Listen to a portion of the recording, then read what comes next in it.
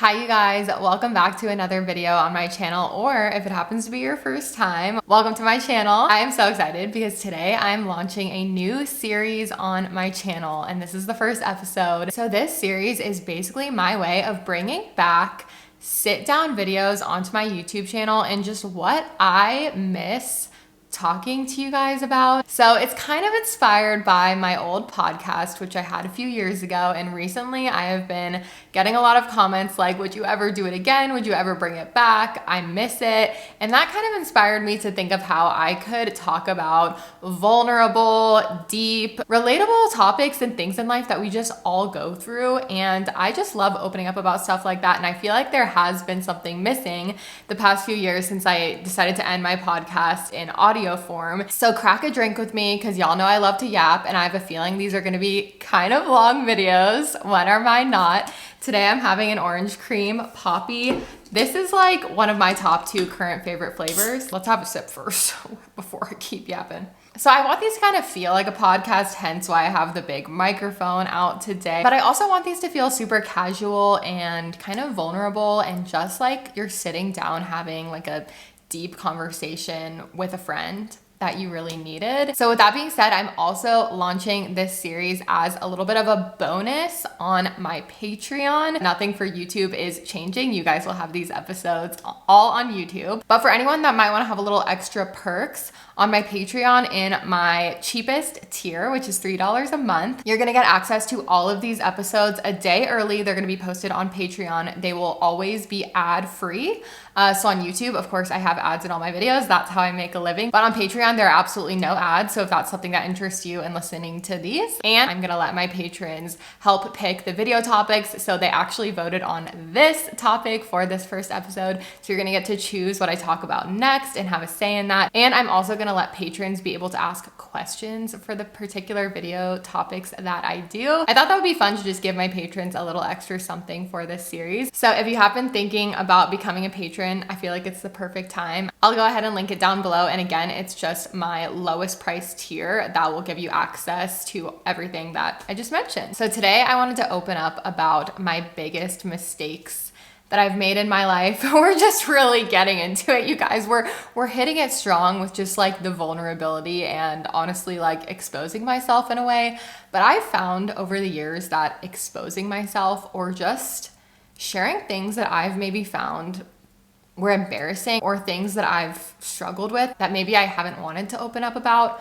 But when I did, I was always so incredibly happy that I opened up about it and talked to you guys about it, or talked to whoever it was, talked to someone in my real life about it. So today I'm not only gonna be talking about mistakes, but also like failures, some of the things that I feel like have been my biggest failures. And I'm gonna go ahead and put that in quotes because we'll get into this more, but I feel like your failures it's kind of like a label that you put on it or society puts on something, or you know what I mean? So I kind of feel like mistakes and failures go kind of hand in hand for me. And as you can probably see by the title, how my mistakes and my failures have actually changed my life and changed me for the better. And I truly do believe that mistakes are something that happens to everyone and you can't avoid them. Everybody's gonna have things that maybe they regret or just, like one of those decisions that it keeps you up at night. Your mistakes and your failures and acknowledging them and being able to learn and move past them can actually shift your life. I know it has for me, and it's crazy to say, but I feel like my biggest mistakes and failures actually, looking back on them as we're gonna do today, they actually became some of the biggest blessings in my life. Blessings in disguise, of course. And I'm actually so grateful for every single one of them, even if in the moment it was very difficult. So let's go ahead and get into it. So one of the first things that I think of when I'm kind of thinking on my own personal regrets, mistakes, personal failures, the first thing I think about is one of the biggest projects I was working on when I was about 18 years old, like senior year of high school. And so this is the time in my life where I know a lot of people can't like relate to this, but I had a very interesting and strange experience, which was kind of having the peak of my career being when I was like 18 years old, with having my YouTube channel kind of start blowing up when I was still in high school, and that leading me to just the career that I've had, but I was launching my own website for the first time. And this was something that it wasn't just like, you know, I just put up lindseyhughes.com. This was like a big deal. This was something that I actually like hired a whole team. I would go to meetings in Atlanta. I hired a whole like graphic design team to help me build the website. And it was gonna be just like a really big thing that I was launching. And the whole point of the website was kind of not only to have a place for like, here's all my different content, but it was also supposed to be like shoppable links to like my outfits from like my outfits of the week videos and makeup products that I used, and being able to kind of link all the products I was using in one place on the website. This was, you know, 12 years ago. So now we have things like that, such as Like to Know It, like affiliate websites that you can use to link to stuff.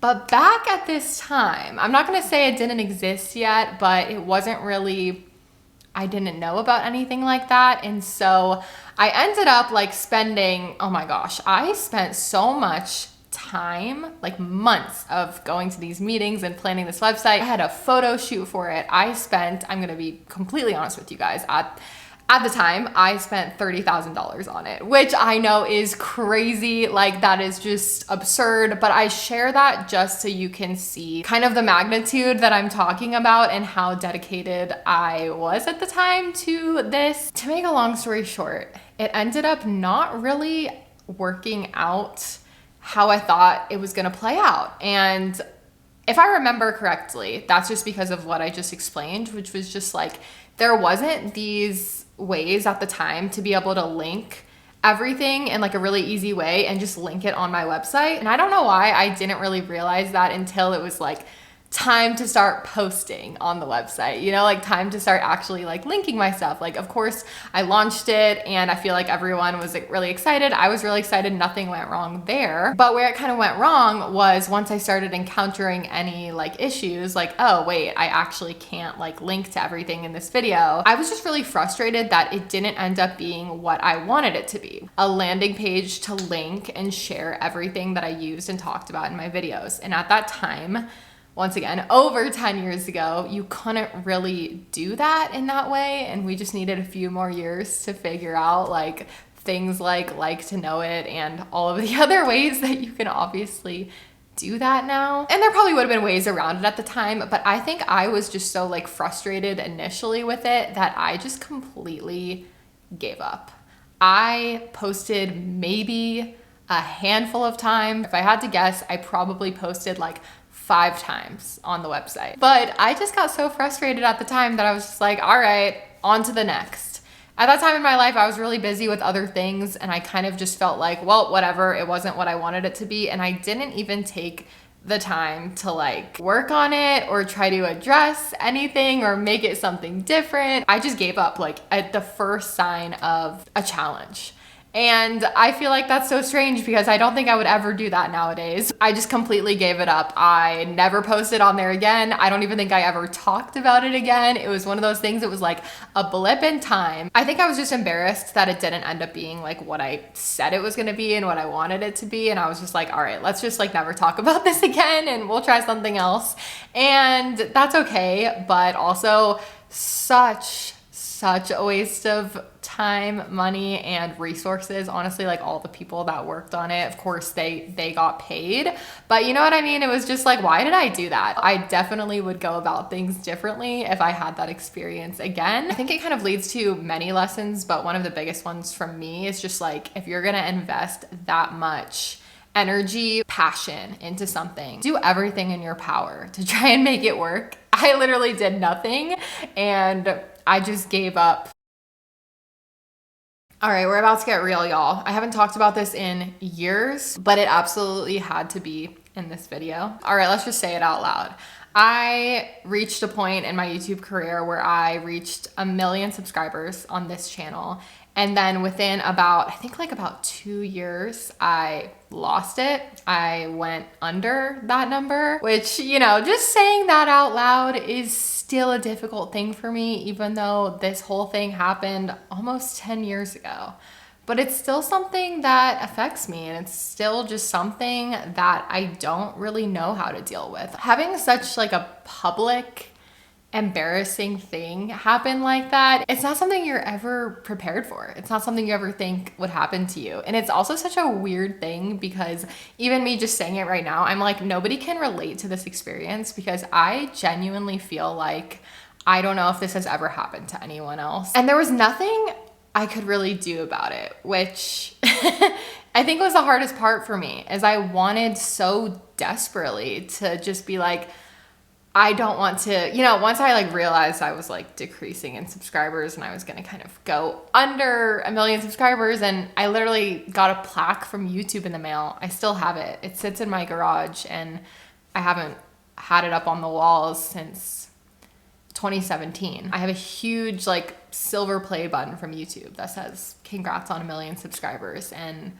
I don't know what to do with it. I feel really weird getting rid of it because it's a memento of a time that was very real, but it's also like a reminder of failure in a way, just a reminder of that moment being taken away from me and feeling like it was completely out of my control because there was nothing I could do to fix it.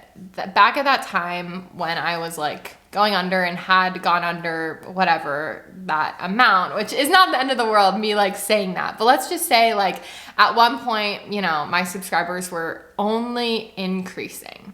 And then I hit a point right around the year of like 2015 when it got super stagnant, and I was able to like really slowly get up to hitting that 1 million subscribers. The stagnancy kind of continued, and then stagnant growth turned into losing people. And there were so many reasons for this. I was in this period of extreme burnout. I was not consistent with posting. I also had, I feel like, changed a lot from the people that did find my channel when I was like this girl in Georgia in her pink bedroom doing outfits of the week videos. I just was a little bit different. I was growing up. I was like 20, 21 years old. I had moved across the country. I had kind of a different style, different friends, different people, different experiences. You know, I was growing into myself, and it kind of is unfortunate that that period is when, you know, people decided that they didn't want to watch my content anymore and decided to actually like hit that unsubscribe button. There really was nothing I could do about it. I mean, I guess maybe I could have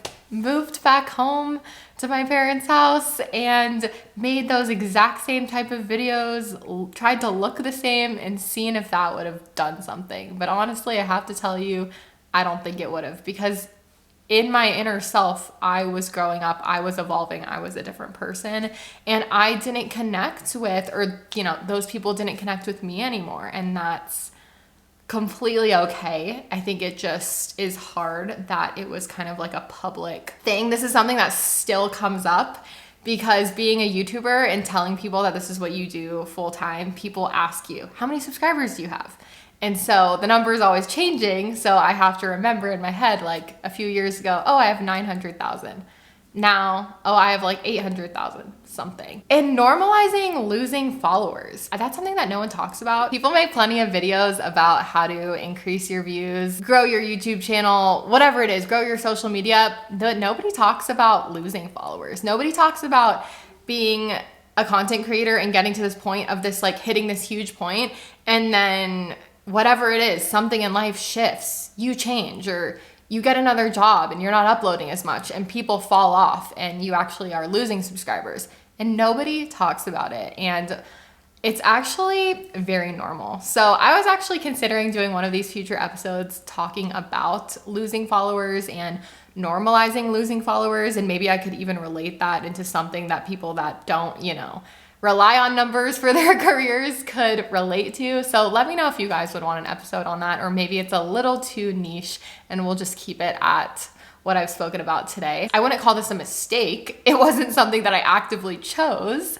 to happen to me. It was just something that did happen to me, and it was something that was really difficult because I could see every single day. It didn't matter how often I was uploading or if I wasn't uploading. I every time I uploaded a video, I would lose subscribers because people would see it in their subscription box. So people would maybe be like, oh, I don't know who that is anymore. I don't watch her anymore. I don't connect with her anymore. Unsubscribe, unsubscribe. So every time I actually posted and it was kind of like people were getting a notification or seeing me on their home feed, I would lose subscribers. And so it was like, what am I gonna do? My only choices were like, I could stop posting entirely. I could make another YouTube channel, I suppose, starting from literally nothing and building from the ground up. Even then, you still have a chance of people years down the road or whatever it is leaving, unsubscribing, even if you built up a new audience that was maybe more aligned with you at the time. And so really the only thing for me to do was just keep posting content that I felt good about, that some people, you know, a lot of you guys still enjoyed, and it's okay that a million people didn't connect with it or enjoy it. Also, this was something that I didn't talk about for like, I don't even know, like years after it happened, like 3 or 4 years after. I felt like admitting it and actually making like a whole video about it or talking about it, which I did a few years ago in this Q&A that actually did really well and people responded to really well because I was actually just like honest about stuff like that was difficult to go through. I felt for a really long time like admitting it out loud was just like admitting to failing in a public way. And if I didn't talk about it, maybe people wouldn't notice. Because, you know, that's not something that, hopefully that's not something that people are checking all the time. I feel like that's not something that other people are super conscious of. And especially even nowadays, I don't feel like it's something that people are like noticing that much. But it does still come up in my life. Like the other day, it got brought up like, how many subscribers do you have at like a work thing? And I said, oh, like 800,000 or whatever. And my boss said something like, oh, we'll have to like do a party or like celebrate when you hit 1 million. Of course, out loud, I was like, yeah, totally. And in my head, I'm just, you know, I'm not trying to be depressing. I just know that that's not my story anymore. That's not why I'm creating, is to necessarily grow. Yeah, it still comes up to this day, and it's still something that I feel just like, ooh, like when I see that plaque and sitting on the floor in my garage, or I don't know, it's just one of those things that probably I need to still do more work on myself. So just going back to that idea of people growing out of you, I think that can relate to a lot of things in life. I think that could relate to growing out of friendships, growing apart from relationships. And everyone experiences that in their own way. This was kind of my weird public experience of people just growing out of me. Something that's really helped me recently that I can kind of connect this back to. And it would have been great to have this knowledge years ago, but still, I mean, kind of just letting it happen. And releasing is kind of the same idea. But if you guys have heard about the Mel Robbins let them theory, I feel like it's so popular right now. It's really having a moment, but it's basically just this idea of someone's already doing it, someone's already done it, someone's already going to do it anyway. You can't control it, so just let it happen and let that person do what they're gonna do. You know, if somebody watched my videos when they were 12 and then they were 22 and they logged onto YouTube and they were like, you know, I don't really know what is going on with this girl. Okay, what can I do? I can let them and let me control how I react and respond to that situation. And I think just that idea of let them can be so incredibly helpful if you really remind yourself of it. So I encourage you guys to look into that. Mel Robbins is amazing. I have loved her for years and years and years. That's something that I have been trying to incorporate more into my life recently. I've realized that's been coming up a lot for me lately with work that I'm doing, is not being in control and having that fear. It's a whole spiral for me. So if I can come back to simple ideas like let someone do something that they're already gonna do and I can't do anything about it and I don't need to. I'm not in charge of that. Let them. Oh, just feels so good. It's so simple, but it feels so good. Okay, my next mistake. Ooh, and this is one that we've definitely talked about here before, but we're gonna talk about it because I think a lot of people could probably relate to this one. And that is staying in a relationship that I knew was bad for me for way too long. I mean, that's definitely one of my biggest mistakes. And I could say regrets, but honestly, I don't regret it because like all of these mistakes or failures, being on the other side now it was worth it to go through that. This is something that I've shared before, but if I have any newer viewers that are interested in hearing a little bit more about my past relationship story, I'll go ahead and link that video up here. It's called My Toxic Relationship and How I Left. I also have another video that I did as a follow-up to that, which I think is called Finding Happiness After a Toxic Relationship. So I'll also go ahead and link to that one up here if anyone needs that, because I know that's something that people might need at different points in their lives. So maybe you didn't need it years ago when I posted it, maybe you need it now. So a little reminder, gentle reminder that that video is there for anyone who might need to hear it. I actually can look back at my active parts in choosing to be in that relationship. When I got to the point that I knew it wasn't good for me anymore, like whenever I actually got to that point and then I still kind of decided, I'm gonna stay in this, it's gonna get better, I'm gonna work on it, but actively choosing to stay instead of choosing myself and choosing my own happiness.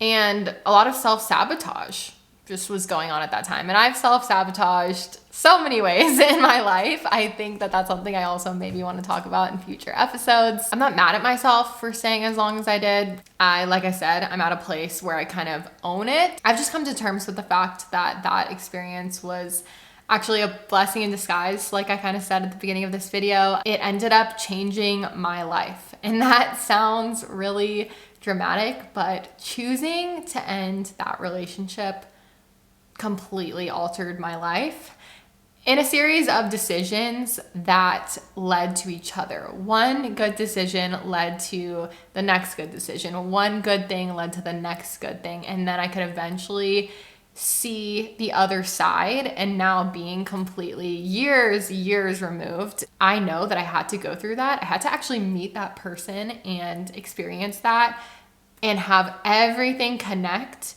to be where I am now, and I wouldn't be here without that. So if that gives you any hope, any solace, if you're feeling hung up on one particular mistake or a series of mistakes or regrets or failures, allow that to give you some hope that even if you can't see it now, you're probably going to be able to see years later how that mistake or that regret or that really difficult time period in your life led you to where you needed to be. And people always say that, but it's nice when you can actually like connect those dots. That breakup led me to starting my podcast actually. And that led me to just really being alone in my space for the first time. It was also quarantine. And that led me to meeting new friends. And that led me to not wanting to move out. After my breakup, I thought that I was gonna move back home and I didn't want to be here anymore. But being alone and experiencing that led me to being forced to make new friends, which led me to staying here, which led me to meeting my partner I have now of 4 years.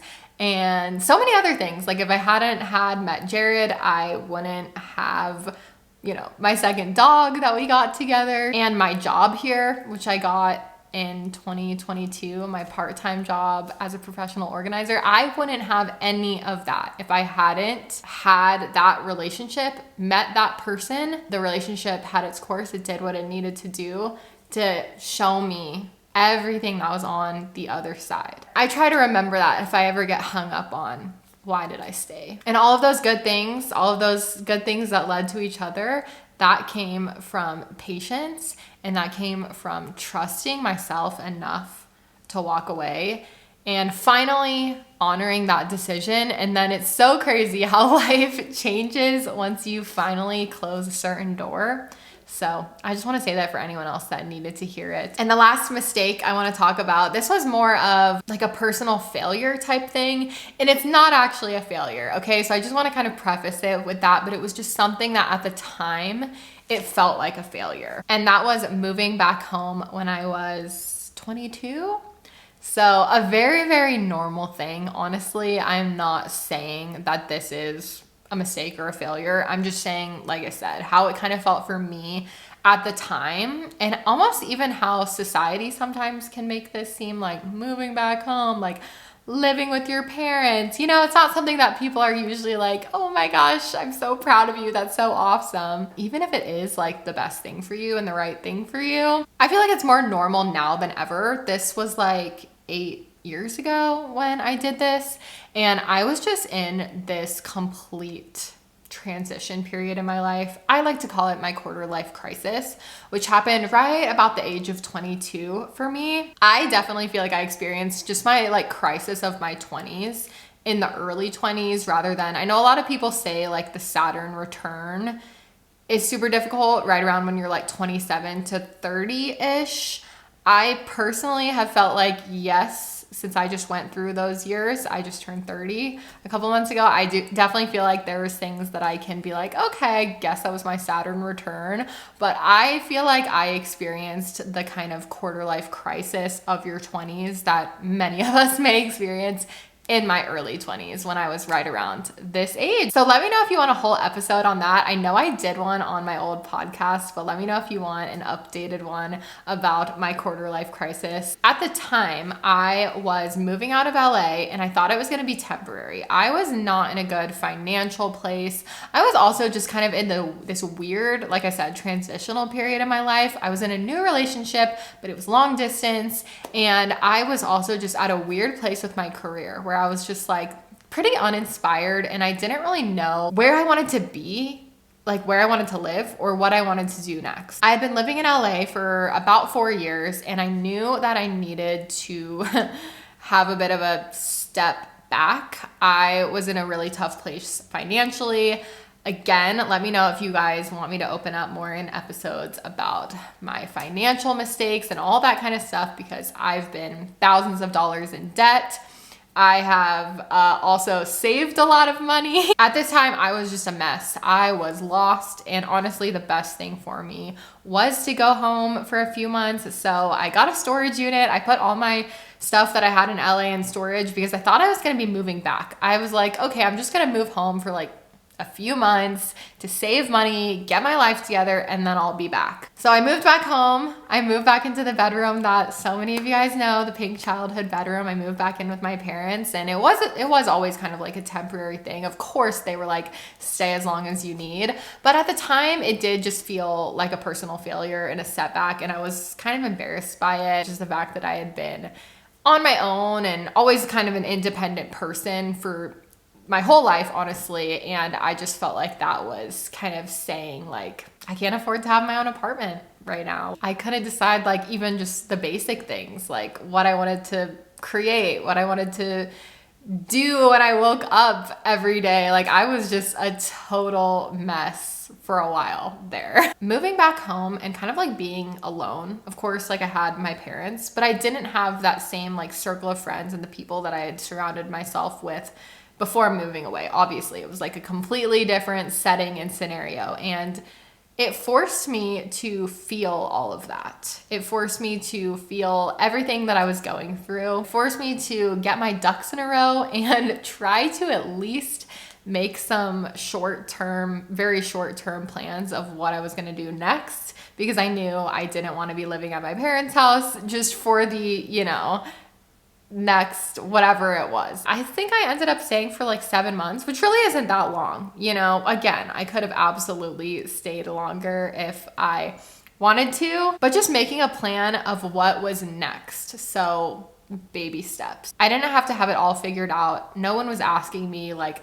my 5-year goals, my 10-year goals. Maybe people were asking me, but I could not come up with that. That's not what I was trying to do at the time. It was more just like, let's just figure out the next step, the next thing that makes sense, which for me eventually was moving here to Idaho and kind of starting my new life here. And that is what that whole experience led me to. Like just again, kind of the one decision to another, just struggling financially and having my quarter life crisis and all of that led me to having to move back home, led me to having to sit in those feelings and emotions and eventually do something about it and not let it consume my life anymore. And moving forward, leaving behind LA, I never moved back. And that was something, again, that was not even in my plans at the time. It's just something I realized that I needed a new place. I needed a new shift, new people, a new place to save more money, not live somewhere so expensive was a part of it too.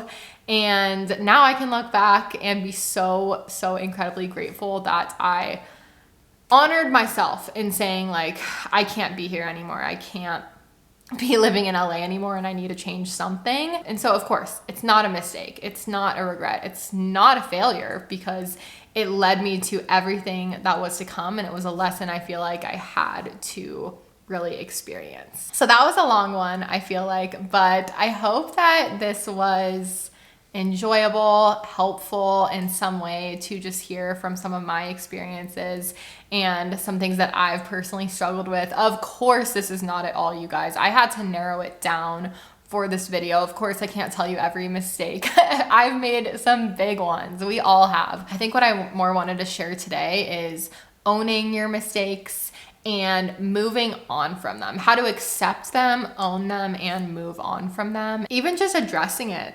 Addressing a mistake or a regret is a big step to take because it's basically admitting that you were wrong about something or about someone, that you made that mistake. And that's also a big thing for our egos a lot of the time, to actually do that and actually admit that you messed up, or just even that you regret something, or that you were human and that you made a mistake. Sometimes even just admitting it and giving power to it can be the most difficult thing. How can we actually learn from this rather than just like bury it deep away and never talk about it and never open that box? How can I actually, maybe it's harder to do or embarrassing to do, maybe it feels like at the time, but actually opening up that box and letting out all of your mistakes, failures, regrets, whatever it is, owning it is so incredibly powerful. And I think that's when the shift happened for me. Thank you guys so much for watching. I hope that you enjoyed. I would love to hear from you down below in the comments if you identified with this episode, or let me know if you have any ideas of things you want me to talk about next. And maybe you're not much of a commenter, so if you don't have anything to request, maybe you could just go down to the comments, and if you see anything that anybody else suggested and you want me to make that video as well, go ahead and thumbs up their comment if it's an idea. Oh, my light just died, but it's okay because I was literally finishing off the video, but my light died. But go ahead and thumbs up anybody else's comments for any topics that you want me to talk about, and I will be adding them to my big list because I am so excited about this series. Give this video a like if you enjoyed it. It's a simple thing to do and just lets me know that you enjoyed this video topic. I will have a link to my Patreon at the top of the description box if you want to join us in our podcast tier to be able to get those early ad-free episodes and ask your questions for the next episode. And I will see you guys very soon in my next video. Have a good one. Bye.